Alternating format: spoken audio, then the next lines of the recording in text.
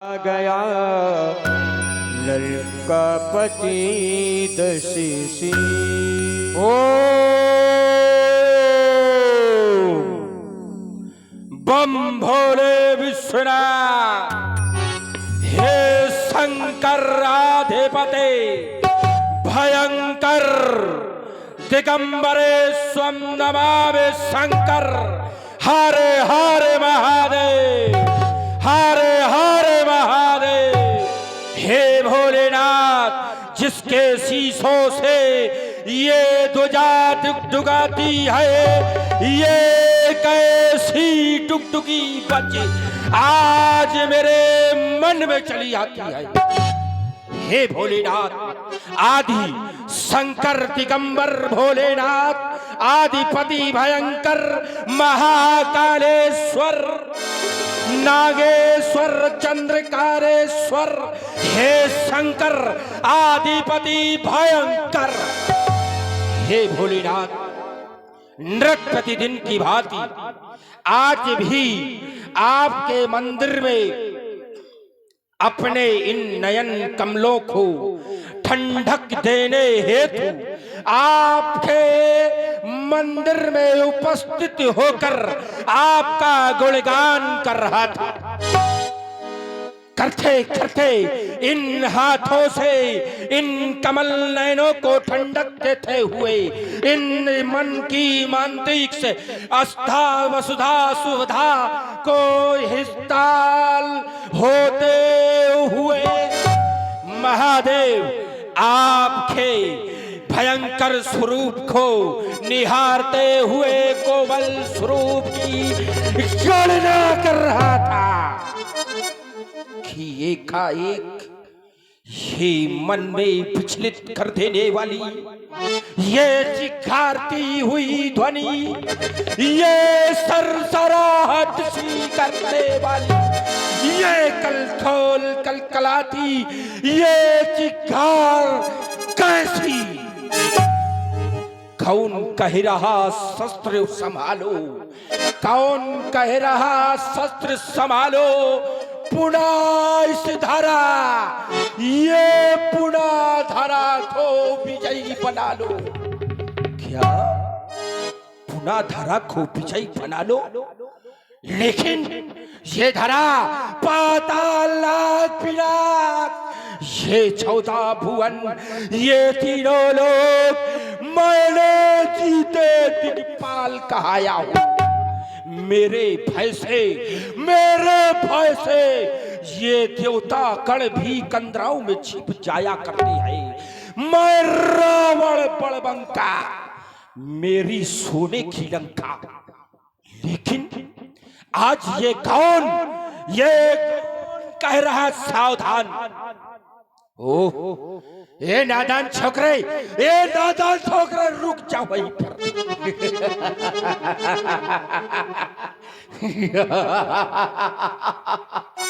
ये नादान छोकरा कौन जो कह रहा सावधान? लंकापति तुमको सावधान कहने वाला ये नादान छोकरा कौन है? किसने मैया निपुति करने को ये नहर जन्मा है? ये कैसी छत्राणी माई ने, ये कैसी छत्राणी माई ने अपने निपुति करने को ऐसा नहर जन्मा है? ये नहीं जानता मैं नर नाहर, मैंने जीते दिग्पाल इसलिए लंका का स्वामी कहलाया हूँ। ये लंका सोने की ये वैभव दिखलाकर मैंने इन देवताओं का सानी कहलाया हूँ।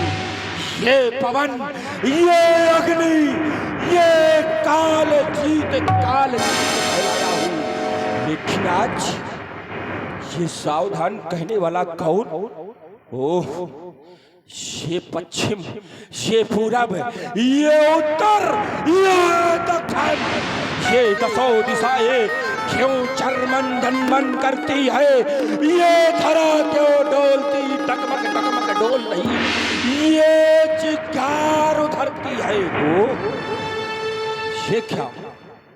पूरब दिशा की ओर ये देवता यक्ष नाग किन्नर ये सब जाते कहाँ, ये रूप बदल दिखलाते कहाँ। हे भोलेनाथ, हे भोलेनाथ, ज्ञान प्रलय का गो, हे भोलेनाथ, नाचो डम डम टिक कर अपनी दसनत कर, दसो नस 16 सिंगार दिखाओ। हे भोलेनाथ नाचो पलंकर, हे भोलेनाथ नाचो पलंकर। हे भोलेनाथ, आप नित्य प्रतिदिन की भांति इस लंका में उपस्थित होकर इस दशानन रावण को सतगुण की बातें सुनाया करते थे। हे भोलेनाथ, आप नित्य प्रतिदिन की भांति लंका में उपस्थित होकर सतमार्ग दिखाया करते थे, लेकिन आज ये क्या हो गया भोलेनाथ? आप मौन मौन, ये आप मौन कैसे? क्या हमसे कोई तुष्टि हो गई? मैंने तो अपने शीशों को काट काट आपको अर्पण कर आपको प्रसन्न बनाया था। इन्हीं भुजाओं से मैंने ये कैलाश पर्वत उठाया था, लेकिन आज मौन। हे भोलेनाथ, क्या कारण, क्या कारण जो आप मौन है? एक भक्त की विपाशा को शांत करना भगवान का कर्तव्य होता है, लेकिन आज उस विपाशा रूपी प्यास को आप शांत नहीं कर सकते। कोई बात नहीं, मैं अपनी योग माया से ज्ञात करूंगा क्या बात है, कौन सा कारण है। ओ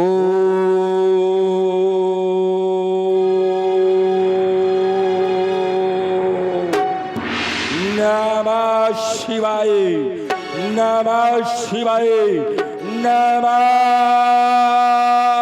शिवाय। ओ ज्ञात हो गया, लक्ष्य सीता, आयोजन धनुष यज्ञ का, रचा स्वयंवर सीरज ध्वजने, ये सम्मुख काल मेरा लाने को। तो सीरज ध्वज ये तू नहीं जानता कि मेरा काल इस धराधाम पर नहीं उपस्थित हो सकता? तो क्या वही ब्रह्म आ गया? क्या वही ब्रह्म आ गया जिसे ब्रह्मा विष्णु महेश आदि देवगण भजते दिन रात? क्या वही ब्रह्म आ गया? अगर वही ब्रह्म आया है तो ये रावण छाये का दर्शन नहीं करेगा, स्वयं को प्रस्तुत कर देखेगा। अगर वह नारायण है, वह ब्रह्म है, तो फिर भी पूजा अर्चना नहीं करेगा, क्योंकि बोया फूल, ये बोया पेड़ बबूल का, तो फूलों की आस नहीं करती। ये तामसी दे दी है, इनसे घंटा घलियाल नहीं बजेगा। जाऊंगा और देखूंगा, अगर वह ब्रह्म नहीं होगा तो उसका शीश यही काट दूंगा। लंका के प्रतहारी हमारा पुष्पक विमान सुसज्जित किया जाए। और अभी आपने महाराज लंकेश जी को सुना और देखा, और लीजिए बाणासुर की भूमिका में हमारे बड़े भाई श्री ओम नमः शिवाय। जय जय जय शिव शंकर, जय जय जय अखिलेश्वर, जय जय जय भूतेश्वर, जय जय जय शशि शेखर, पार्वती पति हर हर हर महादेव। हे भूत भवन भगवान शंकर, आज आपका यह दास आपके चरणों में अपना ध्यान समर्पित कर रहा था, आपके चरण कमलों का ध्यान कर रहा था, लेकिन अचानक मेरा यह मनमानस उस पावन वसुंधरा की ओर क्यों खींचा चला जा रहा है शिवाकांत, जिस पावन वसुंधरा को हमारे पिता बलि ने दान में दे दिया था। क्या उस पावन वसुंधरा में फिर किसी पापी पाखंडी का अत्याचार, दुराचार या सर्व सीमा पर है? जो वो पावन वसुंधरा ये अपनी भुजाएं फैलाकर ये बाणासुर से दया की ये भीख मांग रही है। यदि ऐसा नहीं तो क्या उस पावन वसुंधरा का, श्रोणितमयी वसुंधरा का कोई कण रक्त से निमग्न होने के लिए ये ललायत हो रहा है? शिवाकांत, हे भोलेनाथ विदित करावे, ये तूफान उठी आधी, ये पत्ते के समदोल उठी क्यों? मेरी अचल समाधि, ये समाधि भंग होने का कारण क्या है? ये स्वर्ण रंध्रों में अट्टहास, ये आज बाणासुर के जीवन पर ये अट्टहास करने वाला ये कौन? किसकी मैया ने ना हर जाया जिसने ये श्रोता सिंह जगाया? अरे ये अपने प्राणों का खौफ न खाया, अरे वो किसकी मैया ने ना हर जाया? बार बार जागो जागो, ये जागो बाणासुर। शब्द की प्रवृत्ति मेरे स्वर्ण रंध्रों में हो रही है, अट्टहास की ध्वनि सुनाई दे रही है। दृष्टिपात करता हूं तो ये आकाश मंडल में देवता, वो दानव, यक्ष, गंधर्व, ये सभी अपने भेष को परिवर्तित करके ये आज वायुमंडल में भ्रमण कर रहे हैं। ये दसों दिशाओं में उठने वाला ये भूचाल आज मेरे हृदय को अशांत कर रहा है। शिवाकांत, अरे ये कौन कर रहा त्रहास? किसने छोड़ी जीने की आस? ये कौन कर रहा त्रहास? या आदि शक्ति ने शक्ति छोड़ी, या फिर ये वाहन, ये उनका गुर्राया, या फिर शिव ने नेत्र तीसरा खोला, या पड़ गया उस प्रभंजन का मंद प्रकाश। ये कौन कर रहा त्रहास? अत्रहास करने वाला कौन? भोलेनाथ। आज हृदय में बड़ी अशांति है, बड़ी व्याकुलता है, लेकिन आपकी दी हुई उस ध्वजा को देखता हूं अपने महल पर, तो आज भी, अरे आज भी वो ध्वजा अपनी गर्वीली आन बान शान से हमारे इस महल पर फहरा रही है। फिर ये सावधान सावधान करने वाला कौन? बस आप ही ज्ञात करावे शिवाकांत, कारण क्या है? कारण क्या है? ओम नमः शिवाय। कारण बड़ा ही दिव्य है, क्रोध करना ही व्यर्थ था। कारण बड़ा दिव्य है।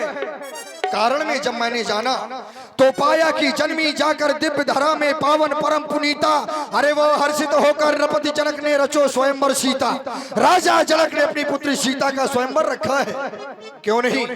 राजा जनक कोई साधारण राजा नहीं है। राजा जनक है ज्ञानी, साधारण ज्ञानी नहीं, ब्रह्म ज्ञानी। ऐसे ही ज्ञानी राजा भगवान शंकर के आयुध के माध्यम से उस परमात्मा की खोज हृदय से साधवाद है राजा जनक तुम्हें। लेकिन ये कौन? आकाश मार्ग से जाने वाला पुष्पक विमान? तो क्या ये लंका का राजा रावण? अवश्य ही आज ये मिथिला की ओर प्रस्थान कर रहा होगा, क्योंकि खूब जानता हूं इसको जिस जगह आज ये जाएगा। अरे ये मत में मतवाला रावण है, सब मनमानी कर दिखलाएगा। लेकिन हो जा सावधान सावधान, जब तक ये पाताल निवासी जिंदा है तू मनमानी ना करने पाएगा। बस अब करूं प्रस्थान मिथिला को यही आज्ञा पुरारी की। न मेटूंगा कभी भी मैं स्वायस उस गंगधारी की। चलना चाहिए मिथिला की ओर। बाप विश्वनाथ, बाप विश्वनाथ, बाप विश्वनाथ।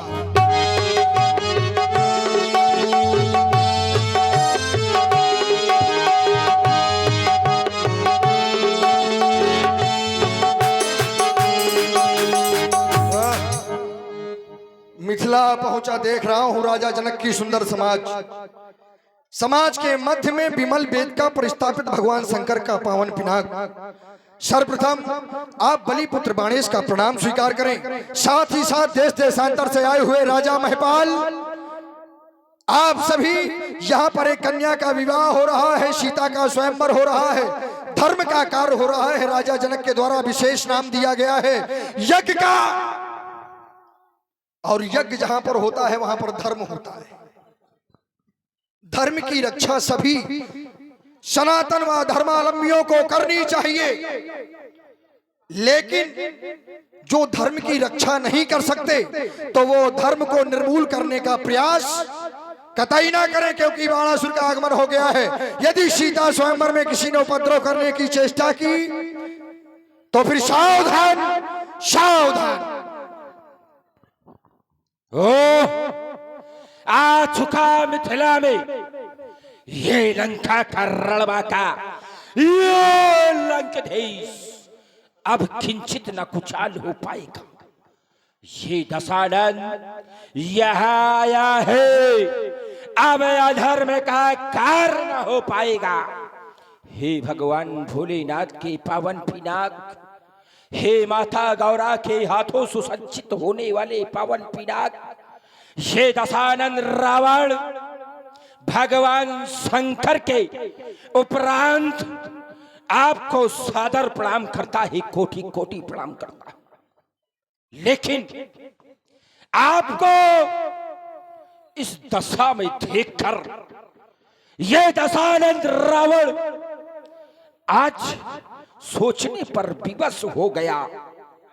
राजा जनक जिसे विद्वानता यहां तक कि महायोगी की उपाधि दे दी गई, यहां तो सुना है कि गार्गी जैसी महिलाओं को भी संतों की उपाधि से सुशोभित कर दिया जाता है, अष्टावक्र जैसे, सतानंद जैसे आचार्य कुलाचार्य उपस्थित है, लेकिन किसी ने नहीं रोका, किसी ने अवरोध नहीं किया।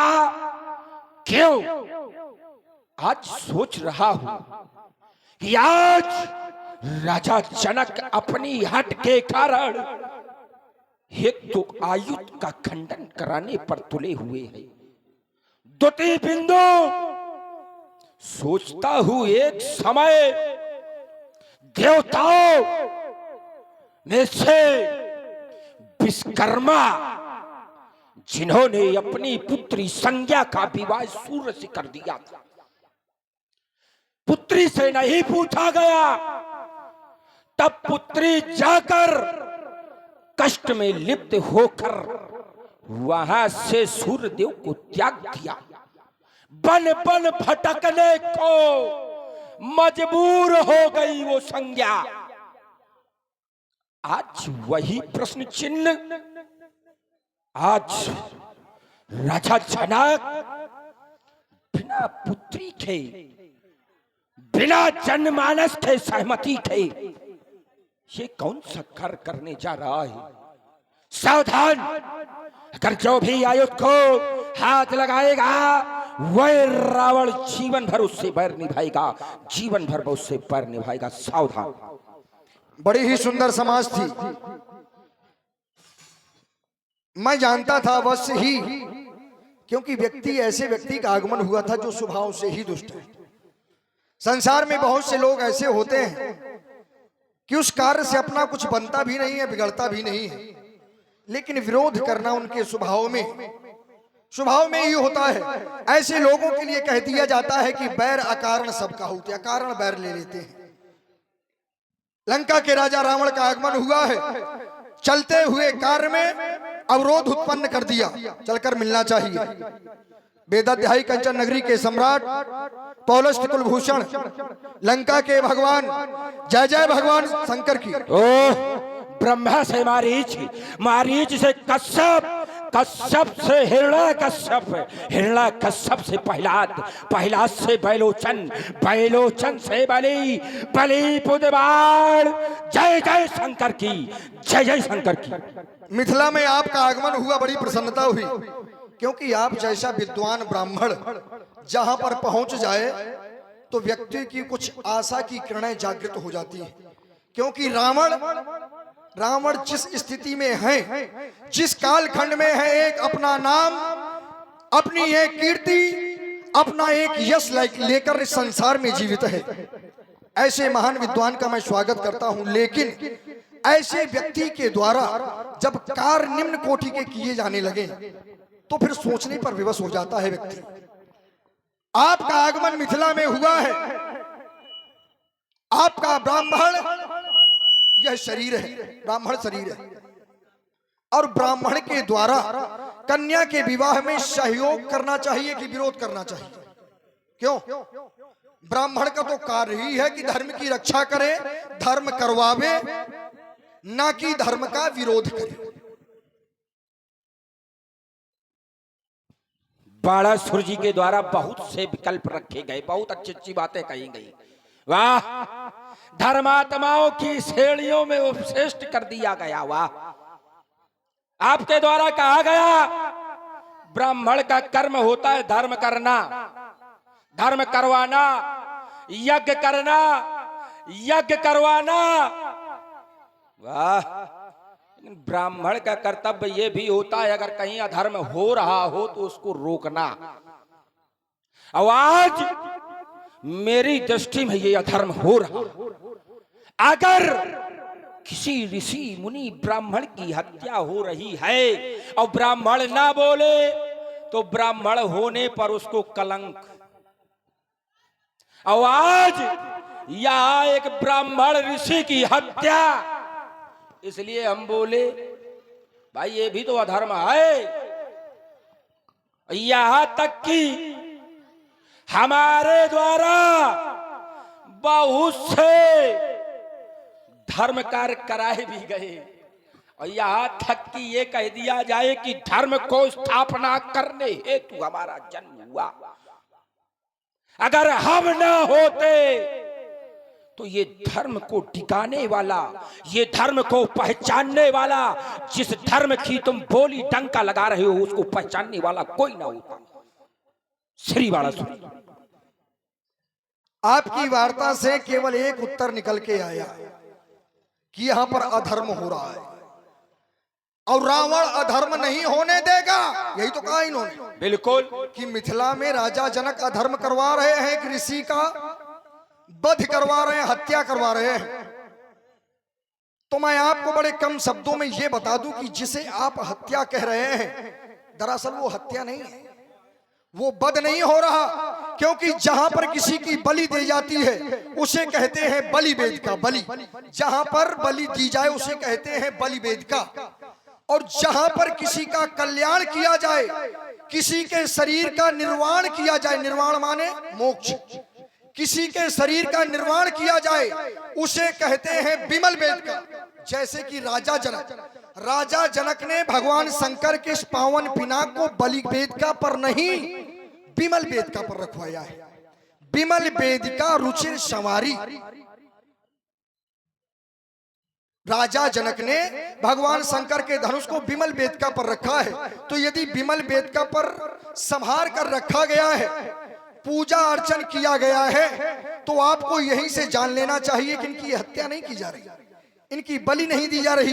अवश्य ही राजा जनक ज्ञानी हैं, इनके अचल शरीर को मोक्ष की प्राप्ति राजा जनक के द्वारा करवाई जा रही है। और यदि ये बलि है, अनुचित है, पाप है, तो अपने क्रम में आप बताइए कि कैसे पाप है, कैसे अनुचित है और कैसे बलि हो रही है। आपके द्वारा कहा गया विमल वेदिका पर रखा गया। वाह, 16 दूनी 8 और राजनीति का पाठ कहूं दूसर को सिखाना। ये जनता जो है जनार्दन है, यहाँ की जनता ज्ञानी है और सुनना चाहती, ऐसी नहीं है कि तुम सुनाते रहो, चक्कर मक्कर घुमाते रहो। कोनो बुकरा का लई ले हो, टीपा जात है, पूजा जात है, माला पहनाए जाते के बाद में का किन जात है। लेकिन बकरे को एक दिन पूजा जाता है और आयुध को देवरात को सौंपा गया, अभी तक पूजा की गई। और जब पूजन किया गया तो आज उसका खंडन क्यों? एक शिवालय बनाया जाए, उसमें एक शिव जी की प्रतिमा रखी जाए, उसको पूजा जाए, और अगर पूजा जा रहा है तो क्या उसकी खंडना की जाएगी? क्या उसको तोड़ा जाएगा? ना, अगर तोड़ा जाएगा तो वो अधर्म है। इसी प्रकार 16 पीढ़ियों से इसको पूजा जा रहा है, और आज जब पूजा जा रहा है तो खंडना किस बात की? और खंडना है तो अधर्म है। श्री कई बात कह रहे हैं कि शिवालय बनवाया जाए और शिवालय को तुड़वा दो, क्या ये पाप नहीं है? अरे आपको ये पता होना चाहिए भाई, ऐसा थोड़ी कि चाहे जो कुछ बताते रहो, क्योंकि युद्ध भूमि में वही लड़ेगा जिसका बड़ा कलेजा है, और बातें उतनी वही करेगा जिसके जितना भेजा है। शिवालय बनवाया जाए, शिवालय को तुड़वा दो, कोई पाप नहीं है। कब तक? जब तक शिवालय में मूर्ति की प्राण प्रतिष्ठा ना हो जाए। तो वहां पर शिवालय पूजनी है कि मूर्ति पूजनी है? एक क्षण हमने शिवालय के साथ प्रतिमा को भी कहा है। नहीं, बीच में नहीं। मंदिर पूजनीय होता है कि मूर्ति? आप लोग मंदिर में जाते हैं तो मूर्ति की पूजा करते हैं कि मंदिर की? मंदिर बनवा दो कितना भी सुंदर हो, उसमें मूर्ति ना हो, बताओ उसका क्या मूल्य है? यहां पर यह धनुष विशेष नहीं है, धनुष विशेष नहीं है। यहां पर एक ऋषि के प्राण अभी तक इसमें स्थित हैं, ऋषि के प्राण स्थित हैं, और राजा जनक है ज्ञानी। यदि किसी का कल्याण हो रहा है तो क्या राजा जनक ऐसे कार्य से वंचित रह सकता है क्या? नहीं। जिस समय जीवित शरीर इनकी हड्डियां मांगी गई, उनकी पत्नी वहीं पर थी। उनकी पत्नी के द्वारा पूछा गया, सुबाचा पत्नी के द्वारा पूछा गया कि अभी प्राण स्थित हैं, इनका तरन तारण कैसे होगा, क्योंकि ये शरीर अचल हो गया। जब तक शरीर था, मनुष्य देह थी, तब तक ये अपने शरीर के उत्थान का कृत्य कर सकते थे, लेकिन अब ये स्थित हो गए, धनुष हो गए, ने कोई चलाएगा, चल नहीं सकते। इनका तरन तारण कब होगा? प्राण अभी स्थित हैं। तब देवताओं ने आश्वासन दिया कि त्रेता के चौथे चरण में जब परमात्मा का जन्म होगा और उन्हीं के ही हाथों के द्वारा इनका खंडन होगा, तभी इनका कल्याण हो जाएगा। ये समय काल भी वही चल रहा है, त्रेता का चौथा चरण चल रहा है, परमात्मा का भी अवतार हो गया, ये सब कोई जानता है, केवल बाणासुर नहीं, क्योंकि गुप्त रूप अवतरे प्रभु जान गए सब कोई। अवतार तो गुप्त रूप में हुआ है, लेकिन जानता सब कोई है। अब जानते कौन है? बोले जिनका रही भावना जैसी, जिसकी जैसी भावना है उसी प्रकार से लोग जानते हैं। तो राजा जनक की भावना अच्छी है, राजा जनक जान गया है। जो और भी भक्त हैं, ज्ञानियों की समाज है, यहाँ की नारियां जान गई हैं, लेकिन अभी तक तुम्हारे दृष्टि पटल नहीं खुल पा रहे। अच्छा।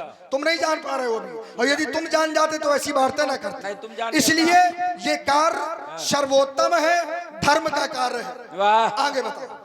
इसीलिए तो कह दिया गया, किसी को भैया भेज दो लड़ने के लिए, भाला दे दो ये तलवार, अगर लड़ो और चलाना ना जानता हो तो क्या होगा? ये तो मर जाएगा या भाग जाएगा है? ये रण क्षेत्रों में वही लड़ेगा जिसका बड़ा कलेजा है, अब बातें उतनी वही करेगा जिसके जितना भेजा है, और जिसके जितना भेजा नहीं होता वह रावण के पास भेजे जाते। जैसे तुम है कह रहे हो शिवालय बनाया जाए, उसमें प्राण प्रतिष्ठा की जाए प्रतिमा की। हमने क्या कहा था? शिवालय बनाओ, प्राण प्रतिष्ठा करो प्रतिमा की, और प्रतिमा तोड़ दो तो क्या अधर्म है? तुम्हारे द्वारा कहा गया कि वह ब्रह्म है। अगर वह ब्रह्म है, राजा जनक जान गया है यही तोड़ेगा, तो इन महपालों को, इन राजाओं को क्यों बैठा ले भगाए? क्यों निरादर करने के लिए बैठाला गया है? और अगर जान गया है और मान गया है तो भाई इन राजाओं को बैठाने की पूर्ति कर रहा है क्या? दिखाना चाहता कि यही है भैया देखो, और इनका निरादर कराना चाहता है ना। अगर ये आयुध है, आपने कहा चौथे चरण में टूटेगा त्रेता के, कौन से मनवर्तर का त्रेता? कौन सा त्रेता, कौन सा देव, कौन तोड़ेगा, कहां लिखा है, एक ठो प्रमाण दो। ऐसी बातें लंबी लंबी ना फेंको भाई। कौन सा त्रेता होगा, कौन से मनवंतर का त्रेता होगा, कौन तोड़ेगा, ये अभी विलुप्त है, संक्षिप्त में है, लेकिन उसको उखाड़ा नहीं गया। कौन तोड़ेगा, कौन सा त्रेता होगा। अरे तो ये तुम्हारे समझ में थोड़ी आएगा ना। अब सुनो। अच्छा, तुम्हारे समझ में आ गया? अरे बिल्कुल। काहे? क्योंकि इसको देखने के लिए, इसको समझने के लिए अच्छा, तुमने देखा? बड़ा व्यक्ति को शुद्ध प्रबुद्ध होकर। तुमने देखा है? अरे इधर सुनो, देखो ये लप लप ना करो बीच में। सुनो, केवल हम तुमको इतनी देर से झेल आ रहे हैं। अच्छा देखो, यदि परमात्मा का ये धनुष है भगवान शंकर का, और भगवान शंकर कोई साधारण नहीं है। कह रहे हैं कि यदि राजा जनक जानता है कि धनुष को कौन तोड़ेगा, तो इन राजाओं का अपमान का है। अच्छा, अपमान किसका होता भैया? क्या राजा जनक ने किसी को बुलाया है का? पुरबाहर सर सरित सुहाई, कछुक भूप उतरे तह जाई। नगर के बाहर राजा आए, वहां रुक गए। राजा जनक ने किसी को कुछ नहीं कहा, व्यवस्था है, सेवक है। राजा क्यों आए? देखो बीच में नहीं, परेशान हो जाओगे। राजा जनक ने किसी को, व्यक्तिगत किसी का कोई स्वागत नहीं, लेकिन राजा जनक जिसको जानता है उनकी व्यवस्था क्या है? तो बोले सुंदर सदन, सर्वप्रथम सुंदर सदन। और ये सुंदर सदन क्या है? सुंदर सदन मिथिला में क्या कोई साधारण है क्या? सुंदर सदन कोई साधारण नहीं है। बोले सुंदर सदन में निवास कौन करता था? तो बोले सीय निवास सुंदर सदन, जहां पर सीता का निवास है, और जहां पर सीता जैसी सुकन्या निवास करती रही हो। राजा जनक ने कहा, बेटी अब कुछ समय के लिए आप अपनी माता श्री के पास रह लो, क्योंकि कुछ ऐसे अतिथि आ गए हैं जो कि केवल इसी के योग्य हैं। मेरी मिथिला में कोई ऐसा स्थान नहीं है जहां मैं उन्हें बिठा सकूं, जहां मैं उन्हें ठहरा सकूं, तो ऐसे विशेष स्थान पर उन्हें रख दिया गया। इधर हो गई। जब, अरे इधर सुनो, वैसे कैसे होगा? अब ये तुम्हारे बस का विषय नहीं है, केवल सुनो। इसके बाद में जब वहां से आए तो बोले सब मंचन ते मंच एक सुंदर विशद विशाल, मुनि समेत दो बंधुवर बैठा रे महिपाल। राजा जनक ने यहाँ पर भी उत्तम व्यवस्था। अच्छा और रुक ले, ये दो व्यवस्था जानने की। तीसरी, यहाँ की नारियां, यदि प्रजा के लिए कहा गया है कि पुनर्नाट सुभर्त सुचंता धर्मशील ज्ञानी गुणवंता, तो नारियों ने जान लिया, और जब जान लिया तो सारे उपक्रम कर दिए कि जो दूल्हे के करने चाहिए। यहाँ पर वो सारी रस्में शुभारंभ हो गई। कोई दुल्हन बना रहा है, कोई दूल्हा बना रहा है, क्या वो अज्ञानी है क्या?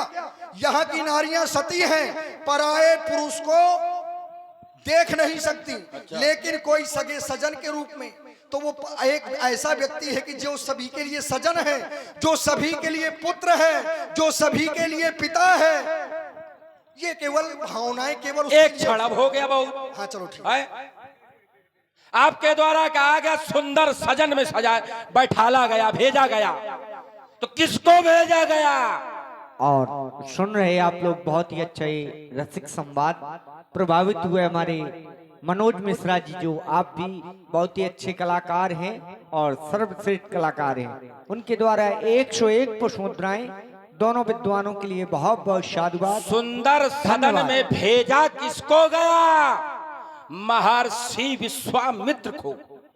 साथ में कौन है? तो राजकुमार अमुक नाम की। लेकिन प्राथमिकता किसकी है? महर्षि विश्वामित्र की। अब महर्षि विश्वामित्र के कारण ही उन्हें सब मंचन से मंच विशाल में बैठाला गया, ना कि राजकुमारों को। राजकुमार अब ले बोला, अरे रुको, ले नहीं, अब तुम ले। अच्छा है, राजकुमारों को अकेले बुलाते और बैठालते तो मानते। भाई बुलाया किसको? महर्षि विश्वामित्र के साथ अनेकों आए। राजकुमार विशेष है, महर्षि विश्वामित्र साथ मिलाए, तो बैठाला। प्राथमिकता विश्वामित्र की। ऐसे नहीं अब सुनो, तो मैंने ये ना बताया कि कौन से मनमंत्र में लिखा है, एक ठो बताओ। राजा जनक ये जानता था कि अगर महर्षि विश्वामित्र को उचित स्थान नहीं दिया जाएगा तो वो बहुत बड़े क्रोधी हैं, श्राप भी दे सकते हैं। इस कारण, ना कि इस कारण कि उनको जान गया। अब देखो मैं विशेषता प्राथमिकता उसको स्वीकार करो। देखो ये सब कोई जानता है जो तुम बताना चाहते हो, लेकिन बात ये नहीं है, बात कुछ और है जो मैं कहना चाहता हूँ, तुम्हारी समझ में ना आएगा। और आप हैं हमारे पप्पू कुशवाहा जी, आपकी ओर से 11 मुद्राएं, और कहना है कि थोड़ा संवाद को ठहरते हुए और बहुत धैर्य से किया जाए, तो उनकी तरफ से 11 मुद्राएं हैं दोनों विद्वानों के लिए। बहुत बहुत शाबाश। कह रहे हैं कि वहां पर उनकी विशेषता नहीं है जिनको राजा जनक ने देखा है, विशेषता विश्वामित्र की है, महामुनि श्री विश्वामित्र जी की है। लेकिन जरा उनकी भी कथनी को देख लो, वो क्या कह रहे हैं। ते ही मिसपद देखो जाई, कर बिनती आनहु दो भाई, ज्ञान विराग सकल गुण ऐना, सो प्रभु मैं देखब भर नैना। जिनकी विशेषता बता रहे हो वो केवल चरण देखना चाहते हैं, और ये उनका बड़प्पन है कि गुरु के पद को जहां पर रखना चाहिए वो रखे हैं। तो क्या इसमें न मानने कोई अस्वीकारनीय बात है क्या? तुम न मानो तब मानन नहीं, ऐसा हाँ। जो बात हकीकत उसको स्वीकारना पड़ेगा। विशेषता केवल उनकी ही है, यहाँ पर श्री विश्वामित्र जी के लिए कोई विशेष नहीं है। अच्छा नहीं है, विश्वामित्र के लिए विशेष नहीं है। अच्छा तुम ऐसा करो हाँ। कि तुम विश्वामित्र की ही विशेषता बता दो। और तुम्हारे द्वारा कहा गया ना, पहले रुको। तुम्हारे द्वारा कहा नारियों ने इनको दूल्हा बना दिया, कहाँ बनाया, कब बनाया? यहां तक कि कह दिया जाए राजा जनक को यहाँ की समाज ने मूर्ख भी कह दिया। सीता स्वयं चाहती थी कि धनुष का खंडन ना हो। मूर्ख क्यों? सट किसको कहा जाता है? सट किसको कहा जाता है? राजा जनक को मूर्ख कह दिया। बिल्कुल। किसने कहा? किसने कहा? यहाँ के सभागणों ने, यहाँ के प्रजाजनों ने। कैसे कहा? कैसे कहा? यह कहा जब राम को देखा तो ये सोच रही है वहां की प्रजा कि राजा जनक मूर्ख है, क्यों धनुष को तोड़वाना चाहता, सीधे विवाह क्यों नहीं करती रहा। नहीं तो इसकी कोई अर्धाली, कोई अर्धाली तुम पढ़ो, हमने बता दिया, तुम ढूंढो, तुम्हारा काम है। हमने बता दिया, तुमको अगर नहीं मानना तो तुम पढ़ के सुनाओ। नहीं देखो, नहीं है, देखो जो बात सही है उसे हम मानेंगे। हाँ। अब देखो वो सही है तो उसको मानो। देखो इधर सुनो, इधर सुनो, भड़बड़ाओ नहीं। मैं बता रहा हूं कि राजा जनक जिसको जानते हैं उसको स्पष्ट कर दिया, स्पष्ट कर दिया। और किसने किया? आप की नजरों में श्री विश्वामित्र जी बड़े हैं तो उनकी बात को तो आप मानेंगे, मानेंगे कि नहीं? अरे हम कहते हैं नहीं है, उनकी विशेषता गुरु का मान है, रहना चाहिए, अच्छी बात है। तो विश्वामित्र की बात को तो आप मानेंगे। चलिए वो क्या कह रहे हैं? क्या कह रहे हैं? कि भूप बाग बर। अच्छा बर माने क्या होता है? दूल्हा। हाँ। बर माने दूल्हा। भूप बाग बर देखो जाई, जहां बसंत ऋतु रही लुबाई। मतलब दूल्हा नियुक्त कर दिया कि बर राजा का बाग देख के आओ जहां पर बसंत ऋतु अपनी सुंदरता बिखेर रही है, वो दर्शनीय है, देखनी है। दूल्हा कह दिया। अब तुम्हारे ना समझ में आए तो हम क्या करें? अब तुम्हारे दिमाग में नहीं पड़ रहा। बरमाने दूल्हा भी होता है, बरमाने क्या होता है? बरमाने क्या होता है? बरमाने वरदान भी होता है, प्रकृति का वरदान है। जाओ देखो उस बाग को कैसा है। बरमाने दूल्हे भर नहीं होता। ये बात बरमाने श्रेष्ठ भी होता है, ये बिल्कुल सही तो है। बरमाने वरदान भी होता है, लेकिन बरमाने केवल दूल्हा ही होता ना। है समय काल स्थिति को देखते हुए। अब सुनो, अगर तुम चाहते हो तो सुन लो। ये आज लंकापति के होते हुए ये ना आज धनुष कर्षण होगा, और ये होगा अगर धनुष कर्षण तो ये चमचम चमकेगी चंद्रहास, ये रणछंडी का नितन होगा, ये लाशों के लग जाएंगे ढेर बाणासुर। ये रावण के होते हुए आज ना धनुष कर्षण होगा, शरीर चाहे जितना बड़ा हो लेकिन बुद्धि इतनी छोटी ना हो। हाँ, यदि शरीर बड़ा बुद्धि छोटी तो बड़ा कष्टदायक होता है। दशानन, आज मिथिला में उपद्रव करने की चेष्टा कर रहे हो अपने स्वभाव के वशीभूत होकर, और यहाँ पर हम उपस्थित हैं। क्या तुम ये भूल गए? अरे ये आज धनुष कर्षण होगा, और यदि नहीं धनुष कर्षण होगा क्या होगा? तो फिर ये चमचम चमकेगी चंद्रहास, और ये रणचंडी का नर्तन होगा। ये आज धनुष कर्षण होगा, ये लोथों के लग जाए ढेर, और फिर ये बाणों का वर्षण होगा। वाह, ये आज धनुष कर्षण होगा, ये आज धनुष कर्षण होगा। ये चंद्रहास मेरे पास पुरानी क्या पटकाता है? अपने अस्त्र को ये अभिमानी चंद्रहास बताता है। तो सुन ले, आज ये चीरूंगा फाड़ूंगा, ये हजार भुजाएं काट दिखलाऊंगा। ये सम्मुख आज सभा के ये रौद्र रूप दिखलाऊंगा। ये माथा निपुती होगी तेरी। आज पिता हाय हाय चिल्लाएगा। मैं कहता हूं भाग जा पगले, वरना बेमौत मारा जाएगा। तो फिर वो हम तुम्हारी क्रूरता की ये कठिन धारा मोड़ देंगे। ये मध में भरा मस्तक तुम्हारा, इसको भी हम फोड़ देंगे। ये पर नारियों की हड़ करने की जो पड़ गई आदत तुम्हारी, तो फिर कोई नारी ही बनेगी मृत्यु का कारण तुम्हारी। ये सौभाग्य, ये पता नहीं अभी कितना है?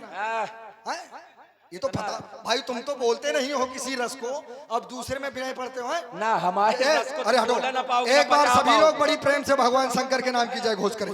बोलिए श्री शंकर भगवान की जय हो। भगवान भोलेनाथ के पावन पिनाक